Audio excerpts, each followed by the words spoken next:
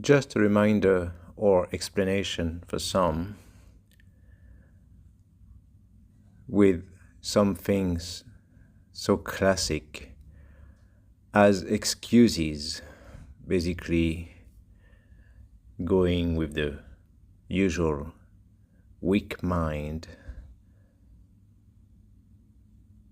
of so many people when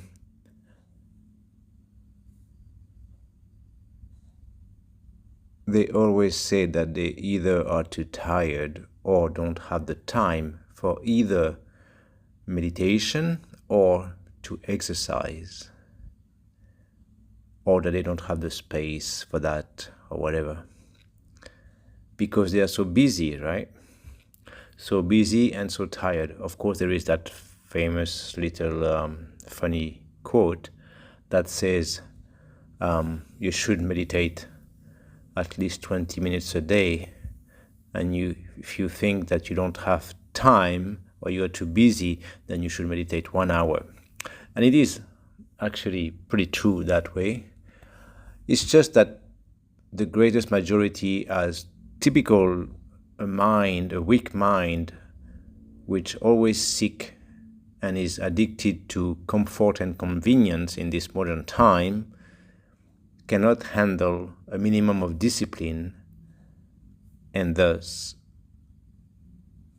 being realistic about life and how to be healthy that way, actually. So it is so that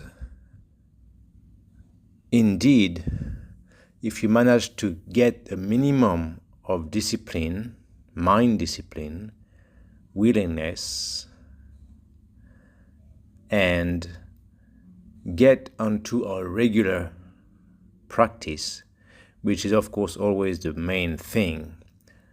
What pays off at the end is regularity, which is also the typical fallout for many people, as they have a motivation at some point and they start very eager or very motivated, and then over time, once an excuse shows up, and it's just a one time, right? That excuse, and then another time the similar excuse or a new one, and then actually without realizing it comes more and more excuses, and to drop the session of meditation or exercise. And then here we go back in reverse mode to the lazier, weak-minded way with excuses to drop from the good habit, the healthy habit. But actually it works so that, first of all, if you can and you make the time for meditation, any time, morning or evening, ideally, actually, you can just wake up a little bit earlier and meditate, or anytime you say, okay, now I'm going to bed, I'm going to sleep, actually just use that time to meditate. You can always find that time, and no matter if you are tired or whatever you think you don't have the time, this healthy habit is exactly what's going to help to give you more time in your life. And the same goes with exercise. Make the time for exercise, and then creating that healthier, more alive, more energized body in a good way, combined with a clearer mind and a relaxed mind with meditation. All of this is what's going to actually give you more time, and in a sense of feeling better and more ready to tackle all your busyness or your tiredness from whatever your day involves. That usually makes you supposedly so tired or so busy that you don't have time. The clearer mind makes you more able to tackle any task, any decision making, any choice in your daily life, whether personal life or work. Then you will be more efficient. That's exactly how you create more time for yourself, actually. and not only that, but actually has a big benefit to be more efficient at whatever you do in your daily life. And also, of course, the regular practice of meditation over time will improve the sleep, as I've explained in another audio, that you don't need so many hours of sleep as many people think, only because your mind is very tired and stressed and agitated, and you have no control of that. Then you have to span your sleep time over so many hours, just because you cannot go at once in the proper fully resting mode of sleep and relaxing mode, which you only need a few hours of actually. So you have to span that over more hours and still agitated, so it's not a very relaxing sleep, and then you wake up tired sometime or whatever. So anyway, proper meditation and regular practice of it. And actually, when people ask me, really, I can't do twice a day, I can't do morning and evening, if I have to pick one, which one? I would usually rather advise the evening one, exactly because of the purpose, ultimately, which is to relax the mind, at least as a most superficial function or benefit of meditation. Of course, the deeper the better, and then more benefits come. But because exactly the point is that you have a busy day, usually that brings you all the whatever stress, anxieties, agitation, whatever, and then that's what makes you tired mentally, and then physically, actually, of course, also, even if you don't have a physical job. So in the evening, meditation before sleep, even though people say, yeah, but what's the point? I'm dozing off, but try. Again, effort is a very important component of proper meditation, and developing the willingness and the effort mentality to try in the evening. Then over time, you will start to get better and better. But again, if you practice regularly, instead of using the excuse that, okay, no, I can do it, no, I'm just dozing off and nodding, and then whatever, it's not worth it. Yes, but that's the classic way and excuse. But if you try regularly, again, effort gets paid off over time, just like with anything. Regular consistency in effort. So in one way, the evening meditation would be more beneficial in that sense, to try to get rid of that agitation, stress, busy mind, thinking, overthinking things, or whatever, anxiety, and to predispose you to a better sleep, a proper sleep, to relax you more and refresh you more in the morning when you wake up. Of course, the morning meditation is helpful too, exactly as people say, to start the day off in a good way like that, fresh mind, clear mind. But of course, the little sleep that you have had, whatever it was, good or not so good, has helped you to relax already a little bit. So, but I would say that evening meditation is a bit more important. I mean, more helpful in that sense, to recover from whatever supposedly busy day or tiring day that you have had. So, but then twice a day is better, when you wake up first thing in the morning, and then just before going to sleep. And then the same for exercise. So if you manage to develop that, you actually will develop a disciplined mind. And again, exactly, especially nowadays, that's the word that many people don't like, with a generation of very weak-minded people who are so addicted to comfort and convenience and things done for them, and that's why they find everything so stressful or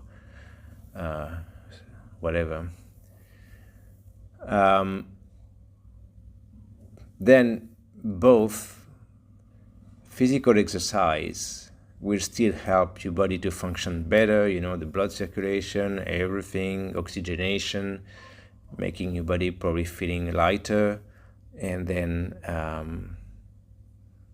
less tired actually over time. Again, you are tired, you say you are tired, you're too tired to exercise. Well, it is known, of course, for all the people who practice regular physical activity, that it is very beneficial like that after work, right? People say, I've been working today, I'm tired from work, blah, blah, blah. No, but although people who actually go to a physical activity after work, they can attest that this is helpful really for your health in general, and feeling better already in the evening and get rid of the tiredness. Again, one of those paradox maybe for the regular people who think they know. But so having physical activity is good like that, and it's good to make you not so tired over time and can handle any tiredness that your day might involve or require. And of course, again, the meditation also for the mind. And as I said in that other video, that everything starts in the mind, and it is all known. They both work and influence each other, mind and body, but everything is mainly in the mind. Exactly because, again, that state of mind is what starts everything, is the base for everything. If you have that positive, forward-going and actually disciplined mindset, that's gonna help your life in every aspect anyway. So if you can have a good balanced mind and relaxed mind, clear mind, that will help you at that level, both for whatever decision and task you have to deal with, and also for better sleep, more relaxing sleep. Then you wake up more refreshed, more ready for your day, and then also have or make time for that physical activity so that you get healthier and get a body that's more energized and lighter for everything, and can also handle any physical activity or physical tiredness during the day. Then you will see everything is going to evolve in the right direction. Everything is on the beneficial side, both physically and mentally. And suddenly, you feel that you don't have, you're not lacking time to do anything, because things get more efficient, done in a disciplined way, which is again a little bit of a hard part for the lifestyle that most people have these days, but actually that's the way it works. So in one way, it's a choice again. Of course, people always have the typical excuses, whatever excuses they have for being too tired and not having time and too busy and too stressed or whatever. There was that famous quote also that was pretty funny. Saying that you are too stressed to meditate is the same like saying that you are too dirty to take a bath. You really miss completely the point, and it's the worst kind of excuse to not do what is actually meant to help you for what you have. So again, both ways, for physical exercise, for physical tiredness, and making the time for meditation for a busy or stressed, not relaxed mind. People say, oh, my mind is so agitated, I cannot relax, so I cannot meditate. Well, that's the point. If you don't try to meditate, you're not going to develop the ability to relax your mind. You will keep it agitated all the time. So, of course, I guess everything is pretty clear now, I guess, with all that. But it's up to you, and it's about those decisions. One thing is decision, and some people sometimes, for whatever reason at first, just either like listening to something or reading something like what I'm talking about now, or witnessing something in life, then suddenly they get a big motivation, and then they start, but then sooner or later it starts to fade off. And that's exactly the worst part. Like, watch out for that time when you start to make an excuse for not doing it, for once at first, and then twice, and then 2 or 3 times, more and more often, and then you start to fall down again and reverse back to the bad habits and the excuses and losing all the benefits. So yeah, it is about a real start, but again, it's about regularity. So it has to develop that discipline, and a disciplined mind is a controlled mind, and it's so beneficial for every aspect of life. So the point is to stick to the practice anyway, of course, as always.